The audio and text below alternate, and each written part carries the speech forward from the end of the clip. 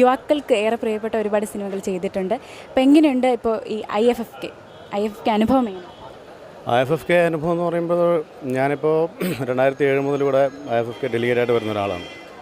അപ്പോൾ ഞങ്ങളുടെ ഒരുപാട് ഫ്രണ്ട്സ് ഇപ്പോൾ അവിടെ കാണുന്നതൊക്കെ നമ്മുടെ ഫ്രണ്ട്സൊക്കെയാണ് അവിടെയൊക്കെ നിൽക്കുന്നത്. അപ്പോൾ ഫ്രണ്ട്സിൻ്റെ കൂടെയുള്ളൊരു കൂട്ടായ്മയാണ്. ഇതെന്ന് വെച്ചാൽ ഒരു ആവേശമാണ്, വലിയൊരു ആവേശമാണ്.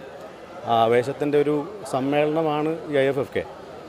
അപ്പോൾ ഇൻ ഹൗസ് തിയേറ്ററിൻ്റെ അകത്തായാലും പുറത്തായാലും അങ്ങനെ വലിയൊരു ആവേശത്തിൻ്റെ ഭാഗമായിക്കൊണ്ടിരിക്കുകയാണ് 2007 മുതൽ ഞാനും എൻ്റെ കൂട്ടുകാരൊക്കെ ഇവിടെ.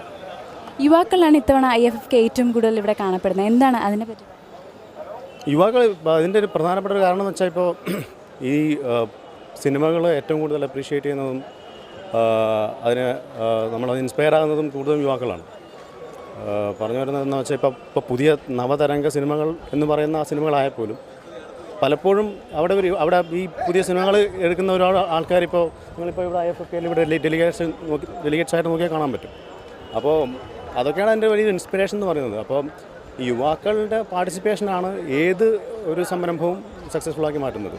അതിപ്പോൾ IFFKയുടെ കേസായാലും ഇപ്പോൾ പുതിയ സിനിമകൾ ഇപ്പോൾ നമ്മൾ ചെയ്ത നിക്കുനാച്ച ആയാലും ബാക്കിയുള്ള നവതരംഗ ന്യൂ ജനറേഷൻ മൂവീസൊക്കെ ആ യുവാക്കളുടെ ഒരു പാർട്ടിസിപ്പേഷൻ കാരണമാണ് വലിയൊരു വിജയമാകുന്നത്. അപ്പോൾ അതെല്ലാറ്റിനും ബാധകമാണ്. Thank you sir, all the best.